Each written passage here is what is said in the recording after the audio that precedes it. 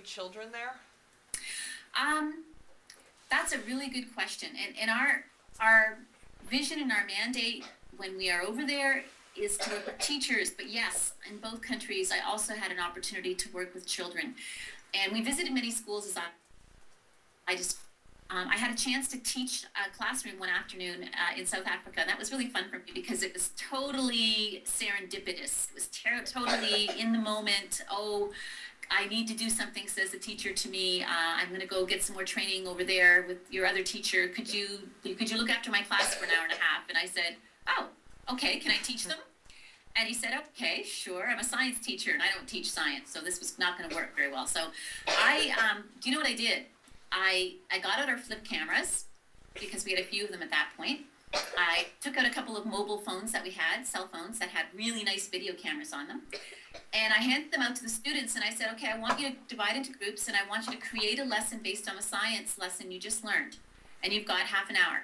And go over there and create a 3-minute video of showing someone who's never heard about these concepts before what to do. And they were phenomenal. They were so cool. So that they had a really good time playing with the technology right there in the classroom and producing something really fun.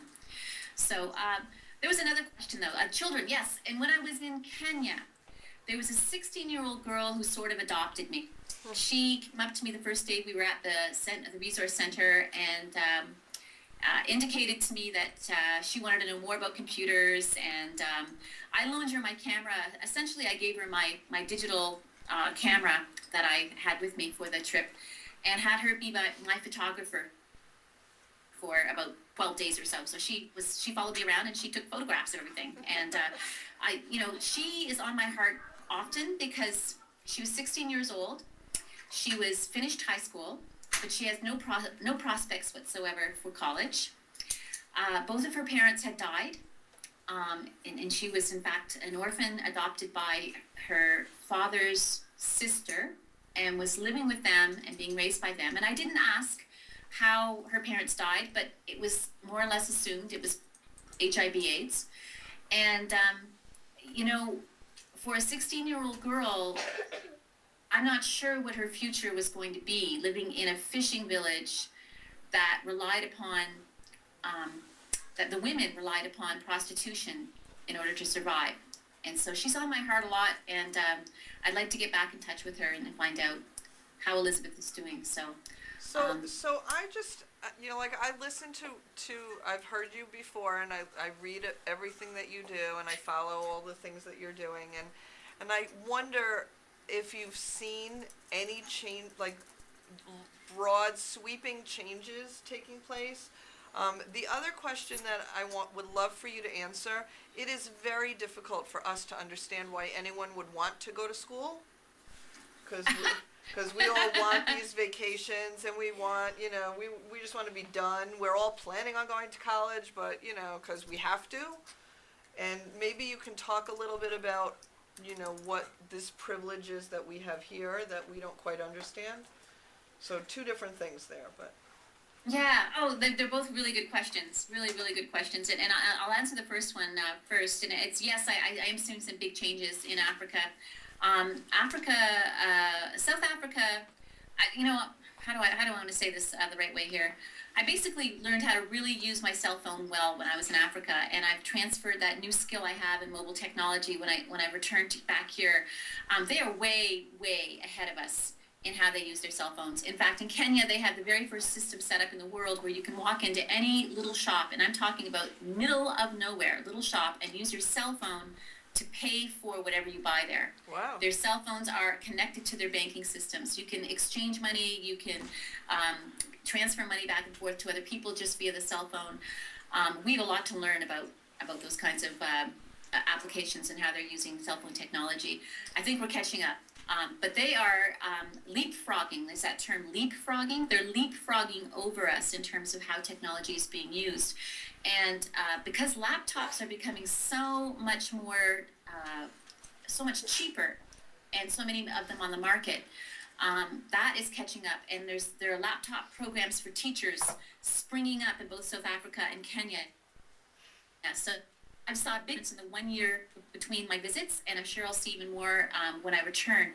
I know also there's a cable that has reached Mombasa, which is a city on the coast in Kenya, on the Indian Ocean coast. And that will essentially make the internet much more widely available for Kenyans at a cheaper cost. So I expect I will see more and more of my Kenyan friends, and I already have been actually, on Facebook and on in email. And in fact, I just was chatting with a friend in Kenya today over Facebook. It's catching on. They're using Facebook as their entry point onto the internet. The other question, those that are motivated to succeed and to make money in life realize that is very much reliant on education. So going to school is an obsession with them. And if you can imagine this, if you do not pass the grade 8 exam in Kenya, if you do not pass it, you cannot go to high school. That is the end of your education after grade 8. So understand this for a minute. You go to middle school, you go through 6th grade, 7th grade, 8th grade, you're struggling, you're really having trouble, you have a class that you are not doing well in, you get a D in the class or an F in the class.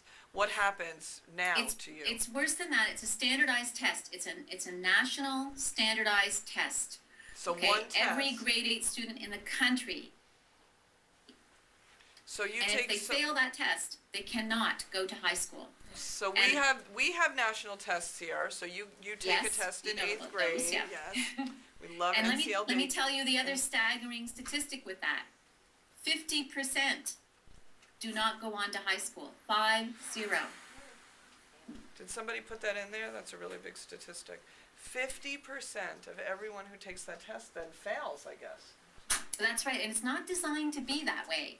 And so there's a lot of pressure that is put upon students to succeed in grade 8, and they have standardized tests every single year, all the way kindergarten, all the way up to grade 12. And in grade 12, if you cannot get a score high enough on that standardized exam, you will not go to university.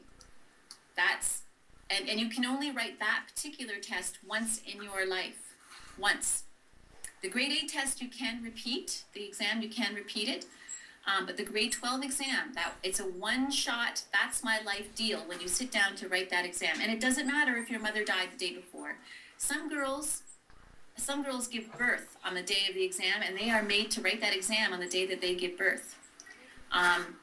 It's a one-shot, so there are limited spaces in their universities, so they cannot permit too many people to attend it. So the percent university is quite small in Kenya. I don't know the statistic to that, but it's got to be fewer than 20%. So just try to understand this for a minute. Let's say that there was only one university that you had to attend, that you could attend. One, not hundreds to choose from. One, and there's only room for 10 people each year. And you all have to take a test, and only the top 10 people get in. And if you don't do well on the test, you don't ever get to take it again. Now, when you consider too, I mean, those facts in themselves are quite harsh. But there's a big problem in Kenya with corruption, and it's everywhere. Bribery is everywhere, and because it's corruption is so prevalent. People are being bribed to get places and to have privileges that others don't have. It's very hard to work around corruption. So even if perhaps you were a very good student, if maybe your parents weren't influential enough, or if they didn't have enough money or something like that, that could also affect your future. Wow. So. Mrs. And Peters, we didn't talk about HIV/AIDS. I know, and it's actually time for us to get going. going. I'm so sorry. We're having such a good conversation. Can I drop? I'll send it on, Lisa. The statement by the Kenya gentleman that I had a chat with today. This young Kenyan fellow named Tony, who came and helped us work this past summer when we were working in the computer lab. Nice young man. He's probably 22, 23 years old.